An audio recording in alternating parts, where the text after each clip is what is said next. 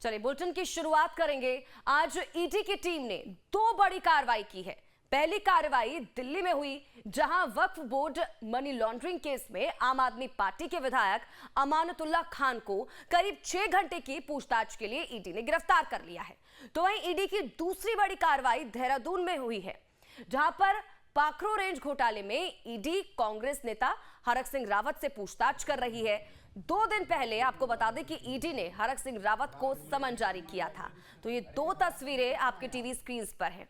आज सुबह आपको बता दें कि ईडी की टीम एक तरफ दिल्ली में अमानतुल्लाह खान के घर पहुंचती है, वहां रेड की जाती है, घंटों पूछताछ अमानतुल्लाह से होती है और उसके बाद उनको गिरफ्तार कर लिया जाता है। तो वहीं दूसरी तरफ देहरादून की हम आपको दिखा रहे हैं, हरक सिंह रावत से भी लगातार ईडी की टीम पूछताछ कर रही है। ये 2 बड़ी कार्रवाई आज ईडी की तरफ से की गई। ये दोनों ही तस्वीरें लगातार आपको दिखा रहे हैं। आम आदमी पार्टी के विधायक अमानतुल्लाह खान, जिनसे 6 घंटे की पूछताछ की गई और उसके बाद उनको गिरफ्तार कर लिया जाता है। तो वहीं देहरादून की अगर बात करें तो वहां पर भी ईडी की टीम पहुंचती है और पाखरो रेंज घोटाले में ईडी कांग्रेस नेता हरक सिंह रावत से पूछताछ लगातार ईडी की टीम कर रही है। आपको ये भी जानकारी दे दें कि 2 दिन पहले ईडी ने हरक सिंह रावत को समन जारी किया था। तो 2 तस्वीरें आपके टीवी स्क्रीन पर है। लगातार ये तस्वीरें आपको दिखा रहे हैं। जब सुबह के वक्त ईडी की टीम पहुंचती है अमानतुल्लाह खान के घर पे, उनसे पूछताछ होती है, उसके बाद उनकी गिरफ्तारी होती है। तो देखिए अब खबरों को विस्तार से हम आपको बता दें। वक्फ बोर्ड मनी लॉन्ड्रिंग केस में ईडी की टीम ने आम आदमी पार्टी के विधायक अमानतुल्लाह खान को गिरफ्तार कर लिया है। बता दें कि आज सुबह ईडी की टीम अमानतुल्लाह खान के ओखला स्थित घर पहुंची थी, जहां करीब 6 घंटे की पूछताछ के बाद अमानतुल्लाह खान को गिरफ्तार कर लिया गया है और उसे लेकर ईडी दफ्तर पहुंची है ईडी की टीम। तो ये तस्वीरें लगातार आपको दिखा रहे हैं। 6 घंटे की लंबी पूछताछ। आज सुबह तड़के ईडी की टीम सबसे पहले ओखला स्थित अमानतुल्लाह खान के घर पहुंचती है, उनसे पूछताछ की जाती है और उसके बाद उनकी गिरफ्तारी की तस्वीरें भी लगातार आपको दिखा रहे हैं और उसके बाद ईडी की टीम उन्हें ईडी दफ्तर लेकर पहुंची है। तो ये बड़ी और महत्वपूर्ण जानकारी आप तक पहुंचा रहे हैं। अब इसी को लेकर देखिए सियासत भी शुरू हो चुकी है। आम आदमी पार्टी और बीजेपी एक बार फिर से आमने सामने आ चुके हैं। विपक्ष एक तरफ है, सत्ता पक्ष एक तरफ है। इसी बीच आशीष राज हमारे संवाददाता ईडी दफ्तर के बाहर से हमारे साथ लाइव जुड़ चुके हैं। सीधा रुख आशीष का करेंगे और जानकारी लेंगे क्या कुछ अपडेट है उनके पास। आशीष, सबसे पहले तो जानकारी दीजिएगा, ईडी दफ्तर के बाहर आप मौजूद है, अभी क्या कुछ तस्वीरें मिल पा रही हैं? क्योंकि एक लंबी पूछताछ अमानतुल्लाह खान से की गई, उसके बाद ईडी उन्हें गिरफ्तार कर लेती है और सीधा ईडी दफ्तर लेकर पहुंचते हैं। क्या कुछ चल रहा है वहां पर? देखिए स्वाति, आपको बता दें कि अभी कुछ ही देर पहले यहाँ पर अमानतुल्लाह खान को यहाँ पर लाया गया है ईडी ऑफिस पे। और देखिए अभी कुछ देर पहले जब हमारे साथ अभी आपने जब बोला कि आशीष हमारे साथ जुड़ चुके हैं, इससे पहले एक यहाँ पर गाड़ी आई है जिसमें है कि कुछ जो है कि वकील जो है कि उसमें थे और उसमें बताया जा रहा है कि उसमें वो वकील हो सकते हैं जो कि अमानतुल्लाह खान के पक्ष से जो है कि आगे जो है कि लड़ेंगे। लेकिन स्वाति, आपको बता दें कि सुबह जो है कि करीबन 6 से 6:30 बजे के करीब में उनके घर पर अमानतुल्लाह खान के घर पे जो है कि ओखला में जो है वहाँ पर जो है कि ईडी की टीम जाती है। जो उसके बाद जो है कि जब मामला संगीन होता है उसके बाद जो है कि वहां पर जो लोकल पुलिस है उसको भी बुलाया जाता है और वहां पर लगातार आप एक सोशल मीडिया पर अमानतुल्लाह खान के द्वारा एक पोस्ट डाला जाता है जिसमें बाकायदे उन्होंने जो है कि उस वीडियो में साफ तौर पर हम देख भी सकते हैं किस तरीके से अमानतुल्लाह खान जो है कि घर के अंदर बंद है और बाहर ईडी की टीम खड़ी है और लगातार ये हवाला दे रहे हैं कि जो इनकी मदर इन लॉ है, जो इनकी सास हैं, वो कैंसर की पेशेंट हैं, कुछ दिन पहले इनके ऑपरेशन हुआ है। तो इसके वजह से अगर उनकी मौत होती है, इस सदमे की वजह से अगर उनकी मौत होती है तो क्या इसका जो है कि जिम्मेदार ईडी लेगी? और लगातार जो है कि उसमें पूरा जो है कि आवाज जो है कि तेज है। उस पर जो है कि गौर करने वाली बात है कि जो ईडी के अधिकारी है उन्होंने साफ तौर पर बोला है कि आप जो है कि ज्यादा आवाज में बोल रहे हैं, इससे जो है कि कहीं आपके कारण उनकी मौत ना हो जाए। तो जिसके बाद जो है कि लगातार पूछताछ की गई है। देखिए शुरू से ही स्वाति, क्योंकि देखिए ईडी जब वहां पर पहुंची है, शुरू से ही अमानतुल्लाह खान जो है कि ये कह रहे थे कि जो है कि सर्च वारंट के लिए गिरफ्तारी की जा सकती है। तो कुछ ना कुछ जो मोटे सबूत है, जो है कि कहीं ना कहीं पुख्ता सबूत है, उसको लेकर के कहीं ना कहीं ईडी ने जो है कि गिरफ्तार कर लिया है और अब यहाँ पर ईडी दफ्तर में लाए गए हैं अमानतुल्लाह खान। इसके बाद जो है कि 2 ऑप्शंस है स्वाति, या तो आज जो है कि कोर्ट में पेशी हो सकती है इनकी या फिर कल करेगी। तो ये तमाम अपडेट्स है। लेकिन कुछ ही देर पहले जब हम लाइव में जुड़े थे, एक यहाँ पर कार यहाँ पर आई है जिसमें कुछ वकीलों की टीम थे, कागजात थे, कुछ डायरीज थी। लेकिन हाँ, अगर हम गौर करेंगे इस केस को लेकर के तो 2016 में आपको याद होगा 2016 में जो है कि विभाग ने जो है कि राजस्व विभाग के एसडीएम ने जो है कि ये किया था कि एफआईआर दर्ज कराई थी कि इन्होंने बतौर वहाँ के जो है कि चेयरमैन रहते हुए वक्फ बोर्ड का चेयरमैन रहते हुए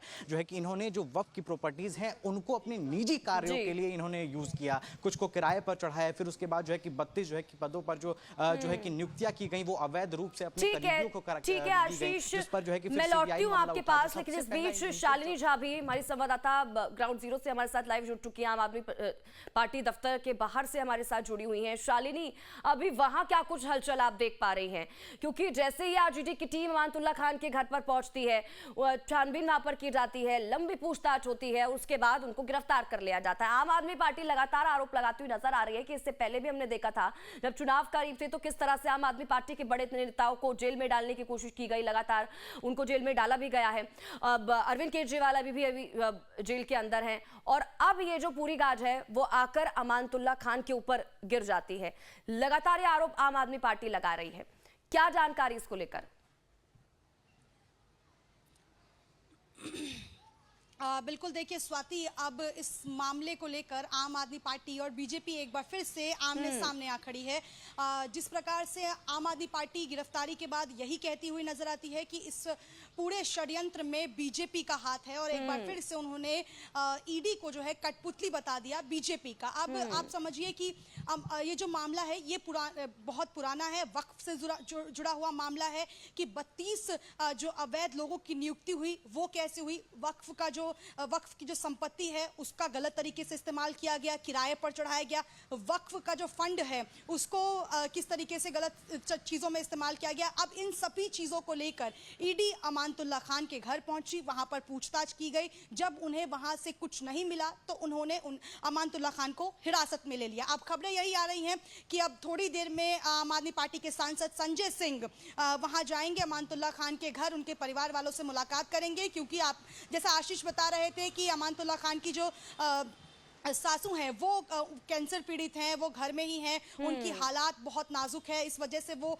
उनके घर जाकर उनसे मुलाकात करेंगे। लेकिन विधानसभा चुनाव से ठीक पहले अमानतुल्लाह खान का इस कड़े शिकंजे में फंसना कहीं ना कहीं आम आदमी पार्टी के लिए बड़ी मुसीबत। मैं लौटूंगी आपके पास, उसको लेकर मैं आपसे सवाल करूंगी, जानकारी लूंगी। आशीष का एक बार फिर से रुक कर लेते हैं। आशीष भी लगातार बने हुए हैं। आशीष, जिस तरह से आप जानकारी दे रहे थे कि कुछ देर पहले एक गाड़ी भी वहां पर पहुंची है, वकील उनके हो सकते हैं अमानतुल्लाह खान की, यानी कि स्ट्रैटेजी अब आम आदमी पार्टी की तरफ से भी यहां पर बनाई जानी शुरू हो चुकी है। ये कोशिश की जाएगी कि किसी भी तरह से उनको बाहर निकाल लिया जाए। ये जो तमाम चीजें अब देखने को मिल रही है आम आदमी पार्टी में, क्योंकि शालिनी जिक्र कर रही है चुनाव लगातार करीब हैं और जिस तरह से आम आदमी पार्टी तमाम राज्य में सक्रिय होती हुई नजर आ रही है, मजबूती के साथ खड़ी होती हुई नजर आ रही है, ये वाकई में चिंता का विषय आम आदमी पार्टी के लिए।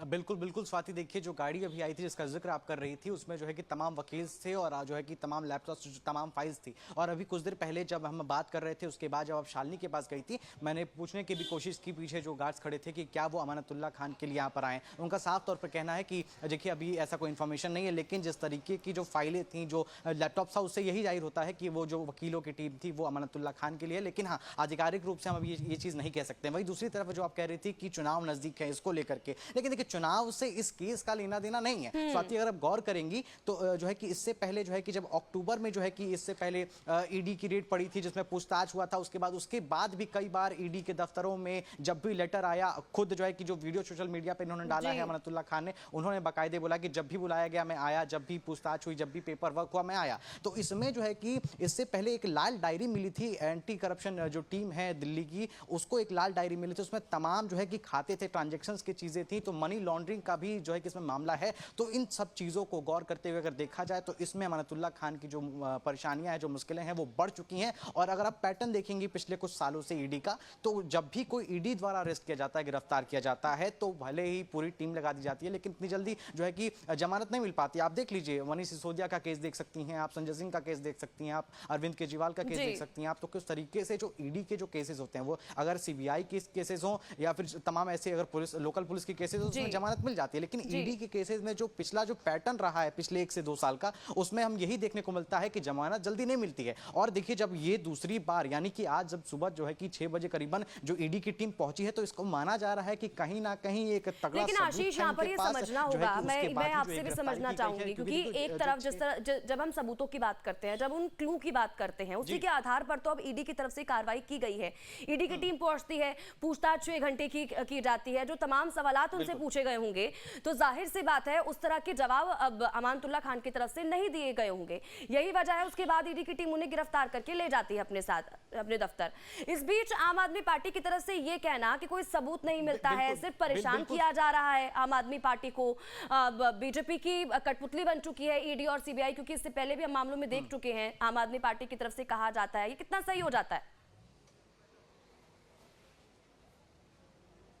देखिए स्वाति, कभी भी कोई जो अगर चोर चोरी करता है तो वो ये नहीं स्वीकार करता है कि उसने चोरी की है। तो अगर हम कहें तो देखिए जिस तरीके से अगर आप मनीष सिसोदिया की बात कर लें, उससे पहले जो है कि संजय सिंह की बात कर लें, तो अगर गिरफ्तारी की गई थी, उनको जेल में रखा गया था, इतना जो अंतराल था, जो पीरियड जो था उनका, जितने पीरियड वो जेल में रहे, तो बिना सबूतों के वो जेल तक नहीं जाएंगे। और उसके बाद जो लाल किताब मिला है वो गौर करने वाली बात है, उन किताबों में क्या कुछ था। क्योंकि देखिए उस समय भी ईडी गिरफ्तारी कर सकती थी उसके आधार पर, लेकिन उस वक्त ईडी ने गिरफ्तारी नहीं की। और उसके बाद अब गिरफ्तार करना, इसका मतलब यही है कि ईडी के पास कुछ पुख्ता सबूत हैं जो है कि अमानतुल्लाह खान के खिलाफ, और जो है कि अब जो है कि ईडी ने गिरफ्तार किया। जो 6 घंटे का जो दायरा था, सुबह 5 से 6 घंटे जो पूछताछ की गई है, जो सर्च वारंट लेकर के जो ईडी वहां पर पहुंची थी अमानतुल्लाह खान के घर पे, तो जो सर्च ऑपरेशन हुआ होगा, जो चीजें हुई होंगी, जो पूछताछ हुई होंगी, हो सकता है कि उसमें जो चीजों का वो रिप्लाई ना दे सके हों। उसके बाद जो है कि अमानतुल्लाह खान को गिरफ्तार कर लिया गया है। स्वाति, ठीक है आशीष, लौटती हूँ आपके पास, शालिनी का रुख कर लेती हूँ। शालिनी, जब हम इस पूरे मामले की बात करते हैं, अभी तो ये जो अब ईडी की जांच की आंच है वो अमानतुल्लाह खान तक पहुंची है, जाहिर सी बात है उनसे पूछताछ की जाएगी, कई और नाम सामने निकल कर आएंगे, कई और चेहरे होंगे इस पूरे मामले में। ये आंच कहां तक जाती हुई दिखाई दे रही है शालिनी?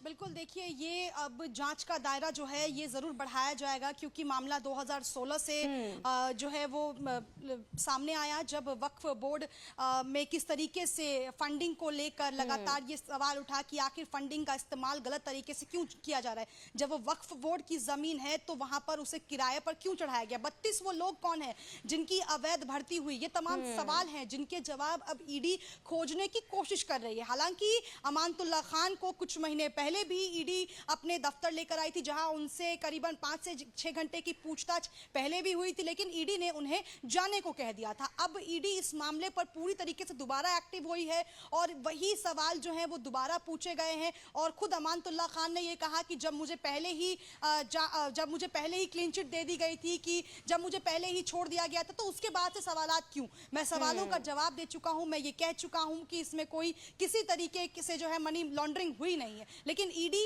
इस पूरे मामले पर एक बार फिर से जो है वो छानबीन करने की कोशिश कर रही है। और सूत्र ये भी बता रहे हैं कि आज हो सकता है कि उन्हें राउज एवेन्यू कोर्ट में ईडी जो है वो पेश करे और आगे न्यायिक हिरासत की भी मांग कर सकती है, क्योंकि अब जब ये पूरा मामला सामने आया है, जब केस दोबारा से खुला है, तो तमाम जो चीजें हैं उन तारों को जोड़ कर देखा जाएगा, एक एक पॉइंट को मिलाकर देखा जाएगा कि आखिर जिस वक्फ बोर्ड में घोटाला हुआ है, जिस मनी लॉन्ड्रिंग को लेकर ईडी इतनी एक्टिव हुई है, उसमें और कितने नाम सामने आते हैं। ठीक है शालिनी, बहुत बहुत शुक्रिया इन तमाम जानकारी के लिए। और आशीष, आपका भी बहुत बहुत शुक्रिया।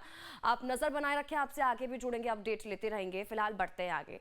तो देखिए, ये तो हम बात कर रहे थे आम आदमी पार्टी के विधायक अमानतुल्लाह खान की, जो अब ईडी की कैद में है।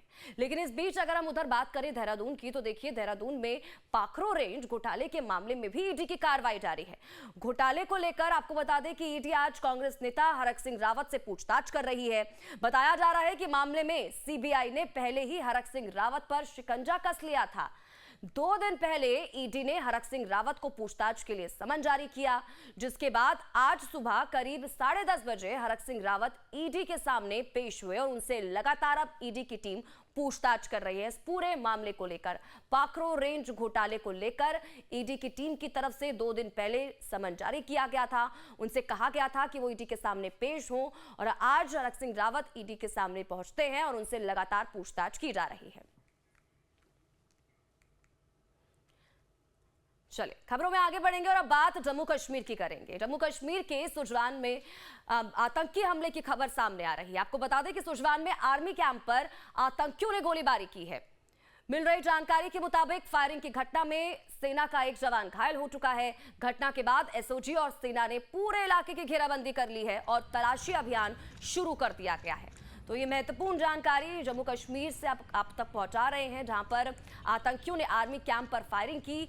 और इस बीच अब उस पूरे इलाके की बात करें तो सुरक्षा कर्मियों की तरफ से इस पूरे इलाके को घेर लिया गया है। चप्पे चप्पे पर सुरक्षा बलों की तैनाती है और सर्च ऑपरेशन यहां पर शुरू किया गया है। और चलिए बढ़ते हैं आगे, सीधा रुख बड़ी खबर का करेंगे। बुलडोजर एक्शन पर सुप्रीम कोर्ट में सुनवाई। अवैध निर्माण गिराने के लिए दिशा निर्देश तय करना जरूरी है, ये बड़ी खबर। सुझाव आने पर हम दिशा निर्देश तय करेंगे, ये सुप्रीम कोर्ट की तरफ से कहा गया है। सभी राज्य इसका पालन करेंगे, ये भी सुप्रीम कोर्ट का कहना है।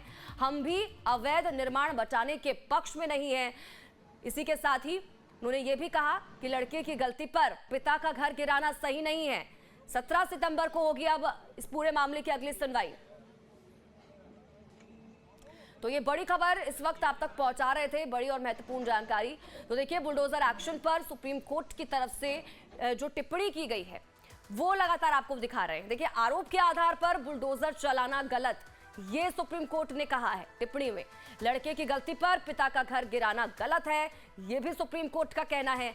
यह भी कहा गया है सुप्रीम कोर्ट की तरफ से कि किसी दोषी का भी घर गिराना गलत है। हम दिशा निर्देश तय करेंगे, एक ही दिशा निर्देश पूरे देश में लागू होंगे, यह भी सुप्रीम कोर्ट ने कहा है। हम किसी अवैध निर्माण के पक्ष में नहीं हैं। और इस बीच देखिए 3 राज्य में बुलडोजर एक्शन जो इस बीच देखने को मिला है वो कौन कौन से राज्य हैं? उत्तर प्रदेश, इसी के साथ ही मध्य प्रदेश और साथ ही साथ राजस्थान। और इस बीच बुलडोजर एक्शन पर क्या कुछ आरोप है अब ये भी आपको दिखा रहे हैं। तो देखिए मुस्लिमों के खिलाफ हथियार, इसी के साथ ही मुस्लिमों के खिलाफ साजिश की जा रही है। ये तमाम आरोप जो बुलडोजर एक्शन देखने को मिल रहे हैं तीनों ही राज्यों में उसको लेकर लगाए जा रहे हैं। धर्म देखकर बुलडोजर चलाया जा रहा है, कानूनी प्रक्रिया को चुनौती दी जा रही है। ये तमाम आरोप हैं जो लगते हुए नजर आ रहे हैं बुलडोजर एक्शन को। बुलडोजर एक्शन उत्तर प्रदेश में जिसकी शुरुआत हुई, उसके बाद तमाम राज्य जो बाकी के राज्य हम आपको दिखा रहे थे उनकी तरफ से भी इसको अपनाया गया। और इस बीच कुछ और लगातार जानकारी आप तक पहुंचा रहे हैं। तो पिछले 3 महीने में बुलडोजर एक्शन कहां पर देखने को मिला। देखिए ये कार्रवाई कहां पर हुई बुलडोजर एक्शन की। अगस्त 2024 की अगर बात करें तो मध्य प्रदेश में ये हुई थी। छतरपुर में पुलिस पर पथराव के आरोपी की कोठी पर एक्शन लिया गया था और उसको नेस्तनाबूद कर दिया गया था। उसके बाद अगस्त 2024 की बात करें तो राजस्थान में बुलडोजर एक्शन देखने को मिला था। उदयपुर में 2 बच्चों में चाकूबाजी के बाद आरोपी के घर बुलडोजर चलाया गया था। जून 2024 की अगर बात करें उत्तर प्रदेश में तो देखिए मुरादाबाद और बलिया में 2 आरोपियों की 6 संपत्तियां तोड़ी गई थी।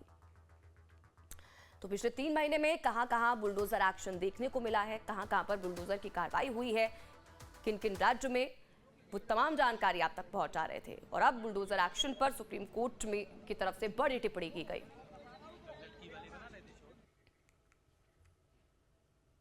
और वहीं कांग्रेस के प्रवक्ता पवन खेड़ा ने सेबी की चेयरमैन माधवी बुच पर हमला किया है। आपको बता दें कि पवन खेड़ा ने यह कहा है कि सेबी की अध्यक्ष ने पहला गैर कानूनी काम साल 2017 से 2019 तक आईसीआईसीआई बैंक से 16,80,000 तनख्वाह ली, जबकि वो सेबी की मेंबर थी। ये सीधे सेबी की एक्शन 54 का उल्लंघन है। ये पहली इरेगुलरिटी, ये पहला गैर कानूनी काम। आप सब तनख्वाह लेते हैं, मुझे लगता है एक ही जगह से लेते होंगे। अगर आप अपनी चैनल से, आप टाइम्स नाउ में, अगर आप टाइम्स नाउ से सैलरी लेते हैं तो हिंदुस्तान टाइम्स से तो नहीं लेते होंगे साथ साथ। कांग्रेस पार्टी से तो बिल्कुल नहीं लेते हैं, हम जानते हैं नहीं लेते। लेकिन सेबी की चेयरपर्सन जब वो मेंबर थी, होल टाइम मेंबर थी, 2017 से 2024 के बीच में रेगुलर इनकम आईसीआईसीआई बैंक से ले रही थी 16 करोड़ 80 लाख। और इसको 3 अलग अलग भागों में हमने आपको दिखाया कि तनख्वाह ले रही थी। आप सेबी की होल टाइम मेंबर हैं आप, आईसीआईसीआई से तनख्वाह क्यों ले रही थी, हम ये जानना चाहते हैं। तो पवन खेड़ा से भी चीफ पर आरोप लगाते हुए नजर आए, लेकिन इस बीच पवन खेड़ा ने पीएम से भी सवाल पूछा है और सवाल पूछते हुए कहा कि आप जब रेगुलेटरी बॉडी के हेड की नियुक्ति करते हैं तो उसका क्राइटेरिया क्या है।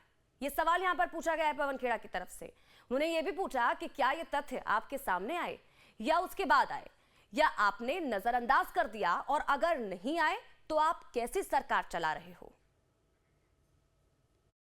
जब रेगुलेटरी बॉडी के हेड को चुनते हैं, कि जब नियुक्ति करते हैं, उसका क्राइटेरिया आपकी नजरों में होता क्या है। What is the fit and proper criteria to appoint heads of regulatory bodies. यह सवाल का जवाब तो सिर्फ प्रधानमंत्री दे सकते हैं।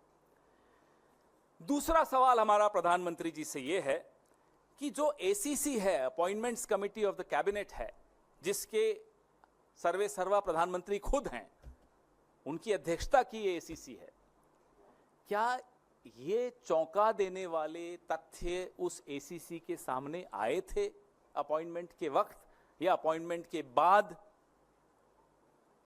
आए थे और नजरअंदाज कर दिए?